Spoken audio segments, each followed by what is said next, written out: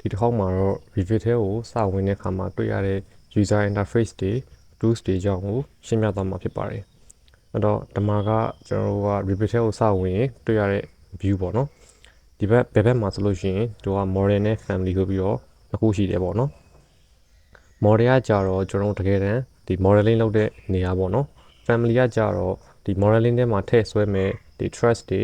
furniture တွေလိုမျိုး plan wing တွေပေါ့နော်ဒီလိုမျိုးဒီသူ့ရဲ့ bin family ထဲမှာပါတဲ့ကောင်တွေကိုဒီ family ထဲမှာလာဆွဲပြီးတော့မှဒီ model တွေကိုခေါ်ပြီးတော့ထည့်ရတယ်ပေါ့နော်ဒါက model နဲ့ family ရဲ့သုံးတဲ့ပုံပေါ့နော်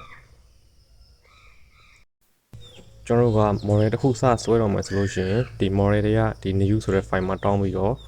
ဆွဲရမယ်ပေါ့နော်ဒီမှာမှသူကောင်က template လေးဆိုပြီးတော့ option လေးတွေပါတယ်ဒီမှာက imperial နဲ့ metric ဆိုပြီးတော့ unit နှစ်ခုပါတယ်ပေါ့နော် imperial ကကြတော့ကျွန်တော်မြန်မာနိုင်ငံမှာသုံးတဲ့ FPS system metric ကကြတော့ SI ပေါ့နော်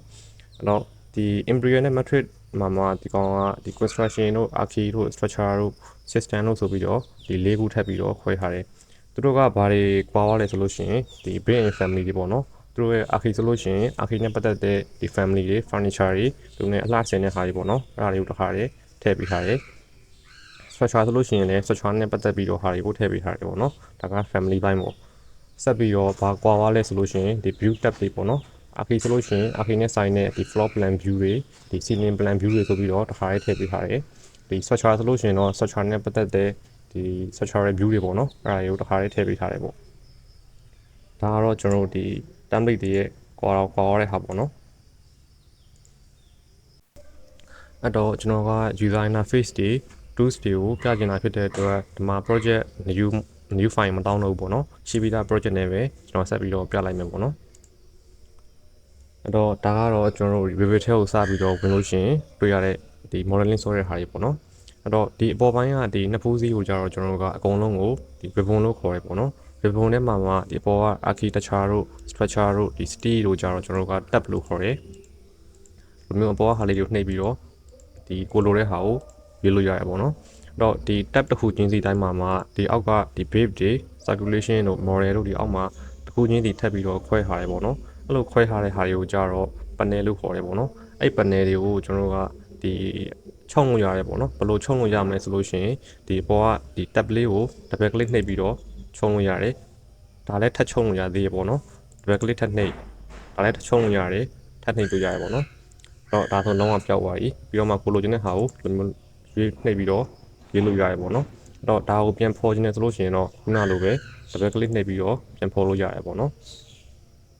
ဒါက before ရဲ့ဒီ tab တွေရဲ့ panel တွေရဲ့အကြောင်းပေါ့နော်ဆက်ပြီးတော့ဒီဖင်ထဲညမှာတွေ့ရတဲ့ဒီ table နှစ်ခုပေါ့နော်အဲ့နှစ်ခုအကြောင်းကိုကျွန်တော်ဆက်ပြီးတော့တောင်းမယ်ပေါ့အဲ့တော့ပထမဆုံးအနေနဲ့ဒီညာဘက်မှာမြင်ရတဲ့ဟာကြတော့ကျွန်တော်က project browser လို့ခေါ်တယ်ဒီ project browser ထဲမှာကျွန်တော်တို့ဒီအလယ်မှာဟိုကြည့်ကျင်တဲ့ view တွေပေါ့နော်ဒီ elevation view တို့ structural plan တို့ဒီ plan view တို့ပေါ့နော် 3D view တို့အဲ့ဒါတွေကိုကျွန်တော်ကဒီမှာလာပြီးတော့ရွေးလို့ရတယ်အဲ့တော့ကျွန်တော်ကဒီ level 1မှာရှိတဲ့ဒီ structural plan ကိုဒီ plan ကိုဒီထဲမှာမြင်နေဆိုလို့ရှိရင်ဒီကောင်ကို double click နှိပ်ပြီးတော့ဒီမှာလာပြီးတော့ကြည့်လို့ရတယ်ပေါ့နော်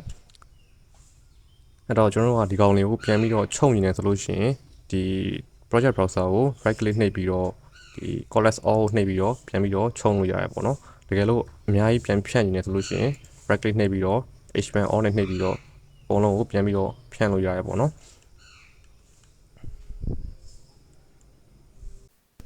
ဒီထဲမှာကျွန်တော်တို့ကဒီ structural plan တွေ elevation view တွေပြင်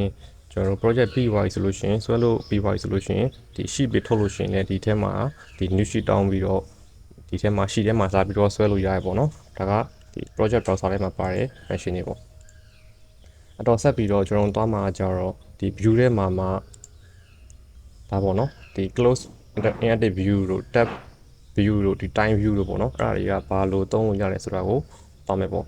တော့ဒီအရင်ဆုံးဒီ time view ကိုသွားမယ်ပေါ့နော် time view ကကြတော့ကျွန်တော်ကဒီမှာဆိုလို့ရှိရင် 3D ရဲ့ level 1ဆိုပြီးတော့ဒီမှာနှစ်ခုကိုဖွင့်ထားတယ်ပေါ့နော်အဲ့နှစ်ခုကိုကျွန်တော်ကဒီနှစ်ခုကိုရှင်းပြီးတော့မြင်နေဆိုလို့ရှိရင်ဒီ time view ကိုနှိပ်မယ်ဆိုလို့ရှိရင်ကျွန်တော်ကဒီမှာပေါ့နော်ဒီ level 1နဲ့ 3D နဲ့ကတခါတည်းဒီနှစ်ခုကိုရှင်းပြီးတော့ပြရတယ်ပေါ့နော်ဒါက time view ရဲ့ဟာပေါ့အဲ့တော့ time view ကိုတုံးတဲ့အခါမှာဆိုလို့ရှိရင်ဒီလိုမျိုးပေါ့နော်ဒီတချမ်းပဲပါတာလေးရှိတယ်အဲ့ဒါဆိုလို့ရှိရင်ကျွန်တော်တို့ကဒီ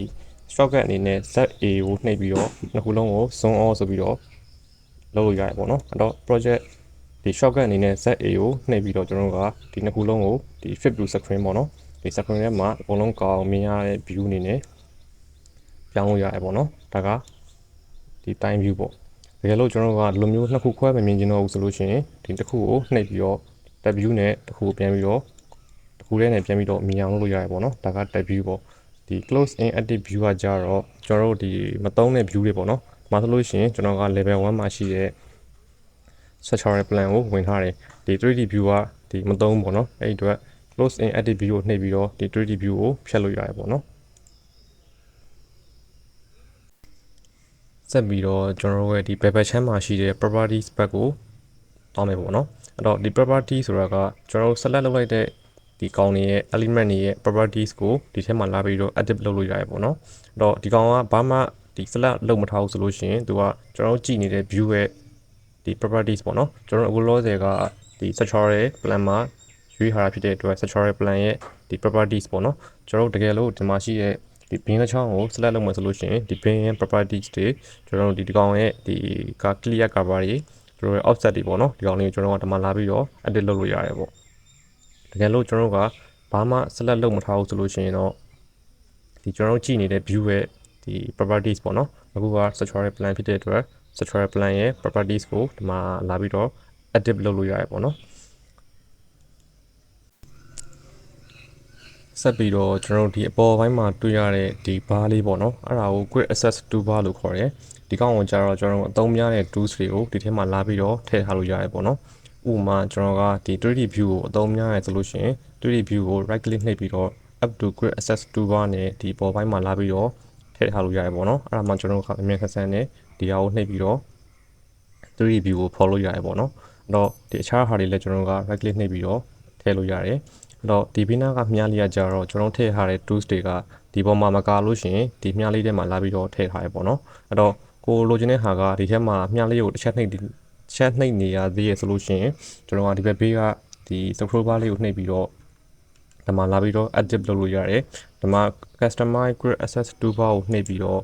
ဒီမှာပေါ့နော်ကျွန်တော်ရဲ့ဒီ tab view ကိုဒီဘက်ချမ်းမှာမြင်နေဆိုလို့ရှိရင်ဒီအပေါ်မြားလေးနဲ့လိုမျိုးရွှေ့ပြီးတော့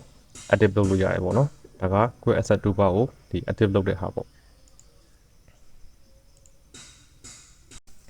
အဲ့တော့ဒီ quick access toolbar လေးကိုကျွန်တော်ကဒီ ribbon ရဲ့အောက်ဖက်အချမ်းမှာလာပြီးတော့ထားခြင်းနဲ့ဆိုလို့ရှိရင်လည်းထားလို့ရတယ်ဒီခုန active လုပ်တဲ့ဒီနေရာမှာပဲဒါလေးကိုနှိပ်ပြီးတော့ဒီ show below the ribbon ဆိုပြီးတော့ ribbon ရဲ့အောက်မှာဒါလေးကိုလာပြီးတော့ထားလို့ရတယ်ပေါ့နော်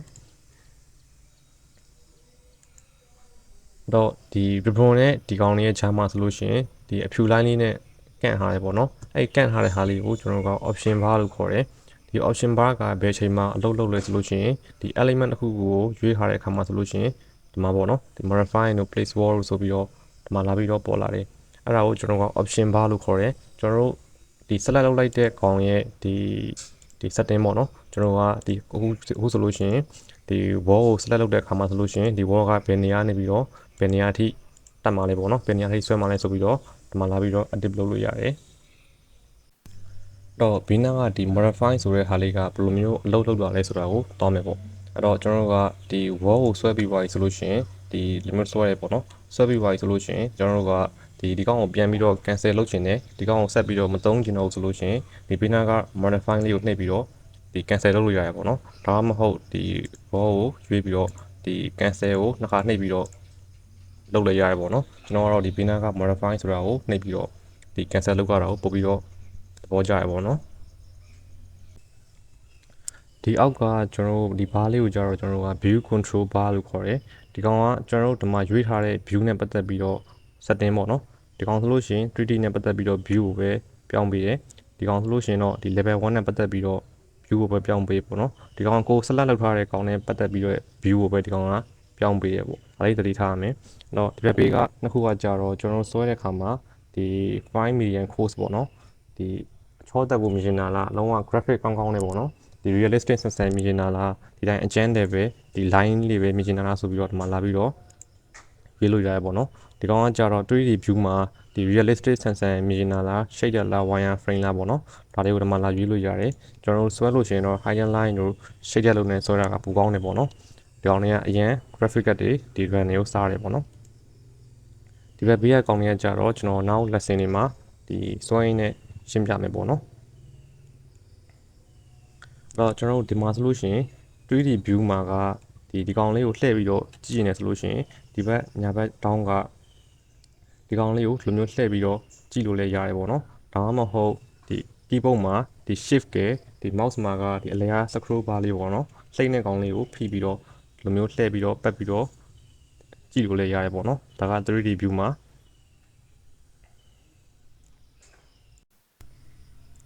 နောက်ဆုံးအနေနဲ့ကတော့ကျွန်တော်တို့ဒီအောက်ကဒီ bar လေးပေါ့နော်အကောင်ကို status bar လို့ခေါ်တယ်ဒီကောင်ကကျွန်တော်တို့ဒီ mouse က arrow လေးတင်လိုက်တဲ့အခါမှာဒီ arrow တင်တဲ့ကောင်ရဲ့ဒီ name နဲ့ tab နဲ့ကိုဖော်ပြရပေါ့နော်ဒီမှာဆိုရင်ကျွန်တော်က bin ပေါ်ကို arrow တင်ထားတာဖြစ်တဲ့အတွက်အဲ့ကောင်လေးရဲ့ဒီနာမည်ပေါ့နော် concrete rectangular bin 10 inch 60 inch ဆိုပြီးတော့ဒီကောင်ကဖော်ပြထားတယ်ပေါ့နော်ဒါကိုကျွန်တော်က status bar လို့ခေါ်တယ်တော့ကျွန်တော်ဒီဗီဒီယိုမှာ Revit ထဲကိုစဝင်တဲ့အခါမှာတွေ့ရတဲ့ user interface တွေ tools တွေအကြောင်းကိုရှင်းပြခဲ့တာဖြစ်ပါတယ်နောက်ဗီဒီယိုကြရင်တော့ဒီ grip line တွေဒီ data line တွေ level line တွေဆိုတဲ့အခါကိုဆက်ပြီးတော့သွားမယ်ပေါ့နော်ဒီဗီဒီယိုက mix တွေအတွက်အကျိုးရှိမယ်လို့ထင်ပါတယ်နောက်ဗီဒီယိုကြရင်ပြန်လည်တွေ့မယ်ပေါ့နော်